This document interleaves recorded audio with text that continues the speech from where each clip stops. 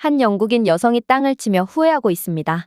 진작에 한국으로 오지 않고 일본으로 갔던 걸 후회하며 일본인들에게 몹쓸짓까지 당했다고 하네요. 그리고 지금은 한국의 홍대 거리에서 자신의 꿈을 위해 오늘도 열심히 달리고 있다는데요. 어떤 내용인지 지금부터 만나보시죠. 저는 영국 북런던 출신의 가브리엘이라고 하고요. 저와 한국이라는 나라가 인연이 있을 것이라고는 상상하지도 못했던 것 같아요. 불과 2년 전까지만 해도 말이죠. 물론 한국이라는 나라 당연히 들어본 적은 있어요. 코로나로 모두가 조심하며 밖을 나서는 걸 자제하며 집안에 칩거하듯 생활할 때 그때 한국 드라마를 처음 접해봤었죠. 그리고 기생충이라는 명작에 대해서도 알고 있어요. 아카데미 시상을 받기도 한 좋은 작품이고 그리고 그 작품을 필두로 해서 다른 한국 작품들을 접해보기도 했어요. 코로나 시기 넘쳐나는 게 시간이던 그 시절 저는 전 세계 수많은 콘텐츠들을 즐겼고 한국도 딱 그중 하나인 수준이었어요. 작품성과 퀄리티는 인정하겠지만 한국이라는 나라 가봐야겠다라는 생각은 없는 그 수준 말이죠.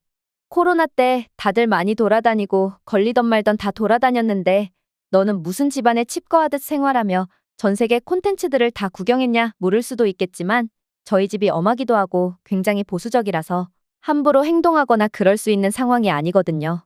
아버지는 영국 내 자동차 튜닝 회사를 운영하시고 자동차 튜닝 회사라는 이미지라면 아무래도 자유분방하고 활기찰 것 같은 집안분이라고 생각하실지도 모르겠네요. 하지만 전혀 그런 분위기는 아니고 그래서 코로나 기간 누구보다도 철저히 외부와 고립되게 생활해왔죠. 그리고 제가 오히려 그때 아시아 문화 중 일본 문화에 빠져버린 게 아버지가 못마땅해 하는 요소 중 하나였는데요. 당시만 해도 저는 한국 콘텐츠보다 일본의 애니메이션과 음악에 먼저 빠져 있었어요. 그런데 문제는 아버지가 그런 저를 한심하게 봤다는 거예요. 어느 날 방에서 일본 애니메이션을 보고 있는데 아버지가 문을 열고 들어오더니 한숨을 푹 쉬었어요. 아직도 저런 걸 보고 있냐면서 말이죠. 저는 별 대수롭지 않게 대답했죠. 그냥 재미있어서 본다고요. 그랬더니 아버지는 고개를 저으며 말했어요. 시간 낭비하지 말고 차라리 그 시간에 현실적인 걸 배우라며 말이에요. 지금 세무나 회계 쪽 자격증이라도 따놓으면 나중에 아버지 회사에 취직이라도 할 수 있는데 뭐 하는 거냐면서 답답해하게 생각하는 게 너무 싫었고 반항심까지도 났죠. 그래서 정말 무모한 짓을 해버렸어요. 내가 이제 얼마나 쓸데없는 짓을 하는지 보란 듯 보여주겠어라는 마인드에다가 일본이 얼마나 좋은데 아버지는 아무것도 모르고 그걸 반대해 라는 생각으로 말이에요. 그렇게 저는 일본으로 떠나기로 결심했어요. 단순히 여행이 아니라 직접 가서 일본의 문화를 체험해보고 내가 빠진 이 세계가 얼마나 멋진 곳인지 증명하고 싶었어요. 일본어도 조금씩 공부한 상태였으니 실제로 일본에 가서 현지에서 일본어를 써보면서 내가 얼마나 이 문화를 이해하고 있는지 시험해보고 싶은 마음도 컸어요. 그래서 아버지에게 일본에 가겠다고 선언했을 때 아버지는 황당하다는 표정을 지었어요. 아버지는 믿기지 않는다는 듯이 저를 바라보더니 결국 한숨을 쉬며 고개를 저었죠. 가든 말든 내 마음이지만 나중에 후회하지 마라. 그렇게 저는 반항심 반, 호기심 반으로 일본행 비행기에 올랐던 거예요. 하지만 그 여행이 제 인생의 터닝포인트가 될 거라고는 그때는 상상도 못했어요. 솔직히 말해서 처음 일본에서 생활하는 건 그렇게 어렵지 않았어요. 워킹홀리데이 비자도 생각보다 쉽게 나왔고 일본어를 유창하게 못해도 일할 수 있는 곳이 충분히 있었거든요. 일본에서는 외국인 노동자들을 받아들이는 문화가 어느 정도 자리 잡혀 있어서 단순 노동직이나 관광지, 외국인을 상대하는 서비스업 같은 곳에서는 일본어를 완벽하게 못해도 큰 문제가 되지 않았어요. 그리고 무엇보다도 저는 이미 영국에서 어느 정도 돈을 모아둔 상태였어요. 아버지가 엄격하긴 했지만 경제관념을 철저히 가르쳐 주셨기 때문에 저는 어릴 때부터 아르바이트를 하면서 돈을 모으는 습관이 있었어요. 일본에 가서 당장 돈을 벌어야 하는 상황이 아니라 처음 몇 개월 정도는 그동안 모아둔 돈으로 생활하면서 천천히 자리를 잡아갈 수 있었어요. 그래서 처음에는 정말 좋았죠. 부모님의 간섭이 없다는 게 너무나도 자유로웠거든요. 영국에서 살 때는 특히 아버지 밑에서 살 때는 모든 게 규율과 제한 속에 있었어요. 밖에 나가도 언제 어디서 누구를 만나는지 보고해야 했고 돈을 쓰는 것도 일일이 허락을 받아야 했고 심지어 집에서 TV를 보거나 게임을 할 때도 시간이 정해져 있었어요. 가족들이 다 같이 모이는 시간이 가장 중요했고 그 시간에는 무조건 가족과 함께해야 했어요. 하지만 일본에서는 그런 게 전혀 없었어요. 밤늦게까지 밖에서 놀아도 아무도 뭐라고 하지 않았고 하루 종일 애니메이션을 보거나 일본 음식을 먹으러 다녀도 제 마음이었어요. 일본에서는 정말로 나만의 시간을 온전히 가질 수 있었고, 새로운 나라에서 새로운 삶을 시작한다는 건 엄청난 해방감이었어요. 특히 일본은 제가 상상했던 대로 애니메이션 속 세상이 현실처럼 존재하는 나라였어요. 거리를 걷다 보면 여기저기서 익숙한 캐릭터들이 보였고, 애니메이션 관련 상품을 파는 가게도 많았어요. 영국에서는 이런 문화가 소수 취향이었지만, 일본에서는 그게 대세였어요. 오타쿠 문화가 당당하게 인정받는 곳이었죠. 저는 마치 제가 꿈꾸던 세상 속으로 들어온 것만 같았어요. 게다가 일본에서 생활하는 것 자체도 영국보다 훨씬 편리하게 느껴졌어요. 편의점만 가도 다양한 음식들이 가득했고 공공교통 시스템도 잘 갖춰져 있었어요. 한마디로 일본은 저에게 처음으로 자유를 느끼게 해준 나라였어요. 그리고 그 자유가 너무나도 달콤해서 저는 일본에서 오래 머물 계획을 세우기 시작했어요. 이제 일본에서 살면서 제대로 된 직장도 구하고 일본 사회에 적응해볼까? 하지만 그렇게 자유에 취해 살다 보니 일본의 현실적인 문제들도 하나둘씩 눈에 들어오기 시작했어요. 제가 처음 일본에 왔을 때는 그저 외국인 관광객의 시선으로 모든 걸 바라봤는데요. 모든 게 새롭고 신기했죠. 하지만 시간이 지나면서 일반 시민의 입장에서 일본을 바라보게 되자 조금씩 불편한 점들이 보이기 시작했어요. 그리고 저는 그때부터 일본이 단순히 자유로운 나라가 아니라 뭔가 어딘가 이상한 점이 많은 나라라는 걸 깨닫게 되었어요. 일본에서 살면 살수록 뭔가 이상하다는 느낌이 점점 강해졌어요. 처음에는 그저 새로운 환경에서 살아가는 게 신기했고, 일본이란 나라 자체를 경험하는 데 의의를 두었기 때문에 깊게 생각하지 않았죠. 저는 외국인이고, 일본에서 오래 정착할 계획이 없었기 때문에 돈을 모아서 미래를 준비해야 한다는 강박 없이 그저 하루하루를 즐기면서 살고 있었어요.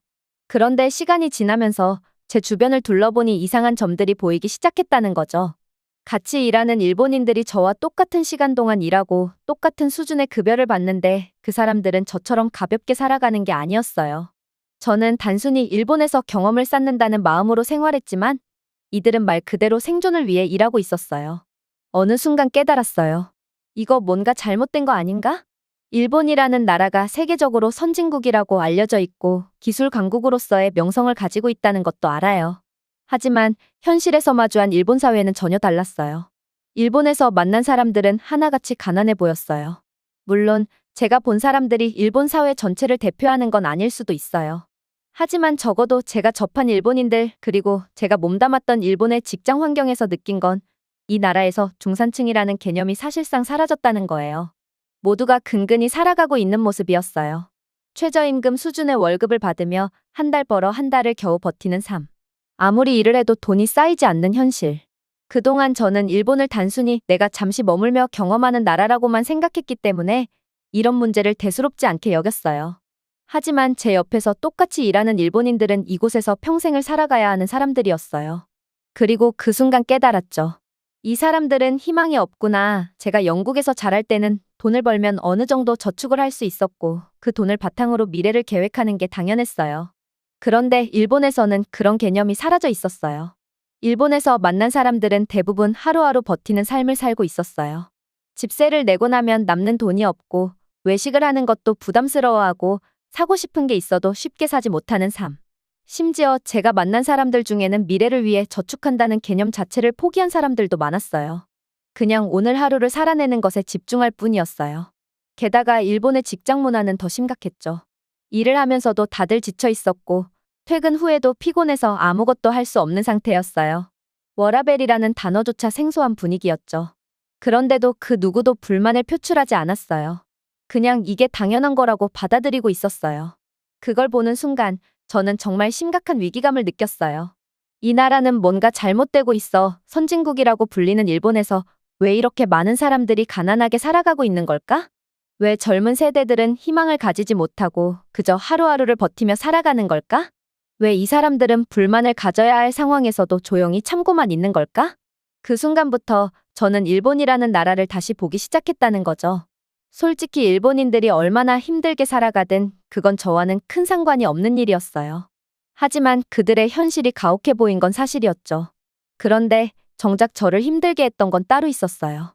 일본은 구석진 골목들이 정말 많은 나라예요. 도심에서도 조금만 벗어나면 마치 미로처럼 얽힌 좁은 골목길이 많고 밤이 되면 어둠 속에 묻혀버리죠. 저는 월세를 아끼기 위해서 그런 외진 곳에 살고 있었어요. 보통 일본 하면 안전한 나라라는 이미지가 강하잖아요?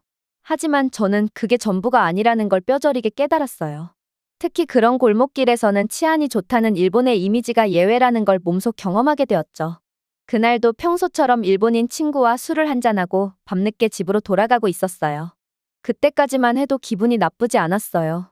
일본에서의 삶이 힘들긴 했지만 그래도 친구와 시간을 보내며 스트레스를 푸는 순간은 나쁘지 않았으니까요. 그런데 골목길을 걸어가는 순간 갑자기 등 뒤에서 인기척이 느껴졌어요. 처음에는 그냥 다른 사람이 지나가는 건가 싶었는데 느낌이 이상해지기 시작했어요. 발걸음 소리가 일정한 간격으로 따라오고 있었고 뭔가 서늘한 기운이 등줄기를 타고 올라왔어요. 그러다 문득 고개를 돌린 순간 저는 멈춰버렸어요. 낯선 남자가 서 있었어요. 왜소한 체격이었지만 그의 눈빛은 묘하게 위협적이었어요. 그 남자는 저를 뚫어지게 바라보면서 점점 다가오고 있었어요. 그 순간 본능적으로 도망쳐야겠다라는 생각이 들었어요. 하지만 이미 너무 늦었어요. 그 남자는 순식간에 저에게 달려들었고 저는 완전히 제압당하고 말았어요. 제가 평소에도 운동도 열심히 하고 근력 운동도 하는 편이라서 아무래도 신체적으로 위축된 적이 없었고 체력도 나름 좋은 편이었어요. 그런데도 상대가 남성이었기 때문에 힘으로 맞서는 건 불가능했어요. 저항할수록 그는 더 강하게 저를 억누르려 했고 점점 더 거칠어졌어요. 그리고 그치 않은 저를 어디론가 끌고 가려고 했어요. 그때부터는 정말 사력을 다해서 몸싸움을 했어요. 살기 위해서 그 순간만큼은 모든 힘을 다 쥐어짜냈어요. 제 온몸이 바닥에 끌리면서 아팠고 손톱이 부러질 정도로 그를 밀쳐내려고 했지만 역부족이었어요. 그런데 다행스럽게도 저는 미친 듯이 소리를 지르고 있었어요. 아무 생각 없이 그냥 본능적으로 소리를 질렀던 거예요. 어찌나 악을 썼는지 그 순간 그 남자의 표정이 변했어요. 너무 소리를 질러대니까 누가 올까봐 겁을 먹은 거죠. 그러더니 결국 그는 포기한 듯 욕설을 내뱉고 황급히 도망갔어요. 저는 그 자리에서 털썩 주저앉아 온몸이 후들거렸고 숨을 제대로 쉴 수도 없었어요. 정신을 차려야 하는데 심장이 미친 듯이 뛰면서도 한동안 몸이 굳어버렸죠. 내가 방금 무슨 일을 겪은 거지? 그제야 현실이 눈앞에 펼쳐지듯 밀려왔어요. 분명히 치안이 좋은 나라라고 믿었던 일본. 그런데 저는 바로 이곳에서 최악의 상황을 겪을 뻔한 거예요. 그날 이후로 저는 밤길을 걷는 것이 두려워졌으며 도시 전체가 저를 위협하는 것처럼 느껴졌고 어디를 가든 경계심을 풀 수 없었어요. 이전까지는 일본에서의 삶이 불편하지만 그래도 견딜만 하다라고 생각했어요. 하지만 그 사건 이후 저는 일본이 절대로 안전한 나라가 아니라는 걸 깨닫게 되었던 거죠. 일본이 안전한 나라라는 이미지는 어디까지나 겉으로 보이는 것뿐이고 실제로 골목길에선 이런 일이 비일비재하게 벌어진다는 걸 뼈저리게 알게 되었죠. 그리고 저는 결심했어요. 더 이상 이곳에 있을 이유가 없다고 말이에요. 여기서 혼자 살아가는 건 생각보다 훨씬 더 위험한 일이라는 것도 함께 말이죠. 그리고 저를 더 서럽게 만든 건 주변 일본인 이웃들이었는데요. 사실 일본 사회가 외국인들에게 배타적이라는 건 알고 있었죠. 겉으로는 친절하지만 정작 그들만의 커뮤니티 안에서는 외국인을 쉽게 받아들이지 않는다는 것도요. 하지만 제가 직접 그 배척을 당할 줄은 몰랐는데 그 사건 이후 저는 이웃들의 시선이 달라졌다는 걸 바로 느꼈어요. 길을 지나가면 속삭이는 듯한 말들이 들려왔고 눈을 마주치면 피하거나 못마땅한 표정을 짓는 사람들이 늘어났어요. 처음에는 단순한 기분 탓인가 싶었죠. 하지만 며칠이 지나자 동네 사람들의 태도가 확연히 달라졌다는 걸 깨달았어요. 그러던 어느 날 저는 정말 믿을 수 없는 말을 들었는데 외국인이 이 동네에 들어오니까 저런 치안들도 나타나는 거 아니냐는 말을 들었을 때는 정말 충격적이었어요. 귀를 의심할 정도였죠. 어째서 치안에게 당한 게 내 잘못이고 치안이 나타난 게 내 잘못이라고 말하는지 이해할 수 없었어요. 나는 그저 피해자인데 왜 나를 손가락질하는 거지? 그저 일본에서 살아보고 싶었던 것뿐인데 왜 나는 환영받지 못하는 걸까? 억울했고 분노가 치밀었고 무엇보다도 너무 서러웠어요. 처음 일본에 왔을 때만 해도 저는 이곳에서 새로운 경험을 쌓고 일본 문화를 깊이 배우고 싶었어요. 그런데 현실은 너무나 가혹했다는 거죠. 일본 사회는 겉으로 보기엔 친절하지만 정작 문제가 생겼을 때 외국인을 보호해주는 시스템은 없었어요. 아니, 보호는커녕 오히려 문제의 원인으로 몰아가고 있었다는 거예요. 아무리 이곳에서 열심히 살아도 나는 일본에서 영원히 외국인으로 남을 수밖에 없다는 걸 깨달았죠.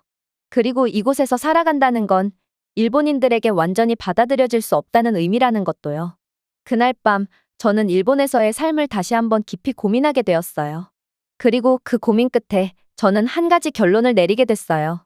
여기서는 답이 없다. 이곳에서 미래를 찾는 건 불가능하다. 다행스럽게도 저에게는 이런 고민을 들어주는 일본인 친구가 있었어요. 그 친구는 제가 겪은 일들을 듣고 너무나 안타까워했어요. 그리고 저보다 더 화를 내며 그리고 피해자인 저를 보고 외국인이라는 이유로 그렇게 욕을 하는 일본인들이 부끄럽다고 말하기도 했죠. 그렇게 저에게 위로의 말을 건네면서 조금이라도 기분을 풀자는 의미에서 여행을 제안해줬는데요. 바로 한국이라는 나라를 가보자는 제안이었죠. 사실 저는 한국이라는 나라에 대해 크게 관심을 가져본 적이 없었어요. 그냥 드라마나 영화 속에서 본 정도? 하지만 그 친구는 완전히 달랐어요. 한국은 일본보다 훨씬 좋은 곳이라며 가보면 왜 일본이랑 비교할 수 없는지 알게 될 거라는 말도 했죠. 그 친구의 말은 다소 과장처럼 들렸지만 지금 제게 필요한 건 새로운 환경에서 숨을 돌리는 것이었어요. 그래서 저는 난생 처음 한국이라는 나라에 가보게 된 거죠. 한국행 비행기에 몸을 싣고 도착하자마자부터 한국이 풍겨오는 분위기가 달랐어요. 입국 심사는 빠르고 친절했어요. 공항에서 시내로 이동하는 교통편도 너무나 편리했죠. 그리고 무엇보다도 한국 거리에서 마주치는 사람들의 태도가 달랐어요. 일본에서는 늘 조심스러웠어요. 내가 외국인이라는 사실을 먼저 의식해야 했고 내 행동이 튀지 않도록 조심해야 했지만 한국에서는 그런 긴장감을 가질 필요가 없었어요. 길거리를 걸어 다니는 것만으로도 자유로움이 느껴졌어요. 그리고 첫날부터 저는 한국이란 나라에 완전히 빠져들기 시작했어요. 정말 신세계가 펼쳐졌다고 생각까지 하게 되었는데요. 한국은 내가 알고 있던 아시아와는 완전히 다른 곳이었죠. 일본과 비교해서 더 발전된 모습을 가지고 있는 한국, 역시나 잘 정리정돈된 도시, 일본보다 훨씬 더 편리하고 합리적인 대중교통, 그리고 무엇보다도 사람들의 태도를 봤습니다. 한국에서는 외국인이라고 해서 불편한 시선을 받지 않았다는 건데요. 이건 매우 중요했어요. 식당에서도, 카페에서도, 쇼핑을 할 때도 사람들이 저를 이상하게 보거나 배척하는 분위기가 전혀 없었죠. 이게 진짜 아시아라고? 저는 한국에 오기 전까지만 해도 아시아에서 가장 살기 좋은 나라가 일본이라고 생각했지만 드디어 그 생각이 완전히 깨졌어요. 한국은 일본보다 더 세련되었고 더 안전했고 더 편리했어요. 그리고 한국 사람들은 외국인을 이상한 존재로 바라보지 않았어요. 이제 저는 뭔가를 직감하기 시작했어요. 내가 일본에서 살면서 느꼈던 불편함이 사실은 일본만의 문제였던 걸까? 홍대 거리에서 감각적인 공방과 예술적인 작업실들을 둘러보던 중 저는 우연히 한 카페트 공방을 발견했는데요. 평소 같았으면 그냥 지나쳤을 거예요. 하지만 문 너머로 보이는 풍경이 제 발길을 멈추게 했어요. 공방 안에서는 장인들이 직접 손으로 실을 엮고 고급스러운 카페트를 제작하고 있었어요. 그냥 기계로 찍어내는 게 아니라 한 땀 한 땀 정성을 들여 만들어지는 모습이 인상적이었죠. 무심코 들어가서 구경을 하다 보니 어느새 작업에 완전히 빠져들고 있었어요. 그리고 벽에 붙어있는 작은 공고문 하나가 눈에 띄었어요. 카페트 제작 견습생 모집, 경험무관, 외국인 지원 가능. 그 순간 제 가슴이 뛰기 시작했어요. 어릴 때부터 저는 손으로 무언가를 만드는 걸 좋아했어요. 제 아버지는 자동차 튜닝 사업을 운영하시며 손재주가 뛰어나셨죠. 하지만 저는 늘 아버지의 그 재능과는 거리가 멀다고 생각하며 자라왔어요. 그런데 여기서 아버지와는 완전히 다른 분야지만 손으로 무언가를 만들어내는 작업을 보고 나니 묘하게 끌렸다는 거네요. 내가 원래부터 좋아하던 일이었을지도 모른다는 생각. 아버지처럼 손재주를 살려 뭔가를 만들어내는 일에 대한 열망이 지금까지 잠들어 있었을지도 모른다는 생각. 그렇게 저는 면접을 받고 운 좋게도 합격했어요. 외국인이라고 해서 지원이 어렵거나 한국어가 유창해야만 할 수 있는 일이 아니었죠. 그저 손으로 무언가를 만들고 싶은 열정과 그저 배우려는 의지가 있다면 된다고 했어요. 그날 밤 저는 혼자 생각했어요. 내가 진짜 하고 싶은 일이 바로 이거였던 걸까? 일본에서 헤매던 저 자신이 떠올랐어요. 의미 없이 아르바이트를 전전하던 시간들, 그리고 남들과 똑같이 하루하루를 보내던 지루한 나날들. 하지만 한국에서는 처음으로 하고 싶은 일이란 걸 찾았고 무언가에 몰입하고 싶은 강한 열망이 생겼어요. 그렇게 저는 일본 생활을 정리하고 영국으로 돌아갔어요. 솔직히 부모님께 다시 얼굴을 보이기가 쉽지 않았지만 가야 했죠. 특히 아버지께 용서를 구하려니 긴장도 되고 마음이 무거웠죠.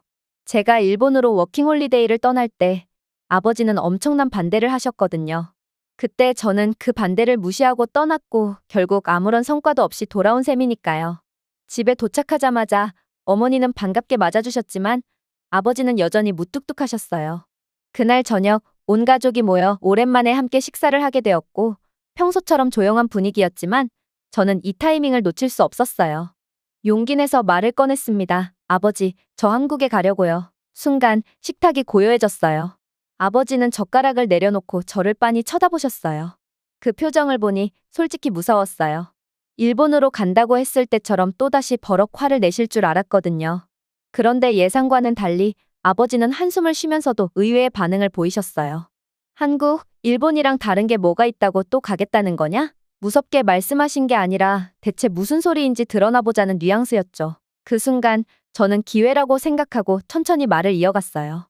아버지, 이번에는 그냥 여행이 아니라 진짜 하고 싶은 일이 있어서 가는 거예요. 아버지는 여전히 의심스러운 표정을 지으셨죠. 그래서 저는 한국에서 본 고급 수제 카페트 제작 이야기를 꺼냈어요. 한국에서는 경제가 성장하면서 고급 수제 카페트 시장이 점점 커지고 있어요. 부유층을 중심으로 이런 제품들이 인기를 끌고 있고 지금이 딱 성장하는 시점이에요. 아버지는 흥미를 느끼셨는지 자세한 설명을 요구하셨어요. 저는 한국에서 본 것, 직접 면접을 보고 느낀 점, 그리고 앞으로 이 분야에서 어떤 기회가 있는지를 최대한 논리적으로 설명했어요. 처음엔 단순히 제 이야기를 듣고만 계시던 아버지는 어느 순간부터 고개를 끄덕이기 시작하셨어요. 그러더니 뜻밖의 이야기를 꺼내셨죠. 아버지도 젊은 시절 패기 있게 자동차 튜닝 사업을 하겠다고 했을 때 가족들이 모두 반대했었다면서 그때 아버지 나이와 지금의 제 나이가 같고 안정적인 직장을 가지라는 말을 수도 없이 들었다며 그런데 결국 해내지 않았냐면서 정말 진심으로 자동차 튜닝이 좋아서 도전했고 결국 이렇게 되었듯 너도 내 유전자를 물려받았으니 해낼 거라고 믿는다는 그 말씀이셨어요. 정말 뜻밖의 대답에 너무나 놀랐죠. 아버지는 처음으로 저를 진지하게 인정해 주셨고 제 선택을 존중해 주셨던 거예요. 그리고 결정적으로 금전적 지원도 해주시겠다고 하셨어요.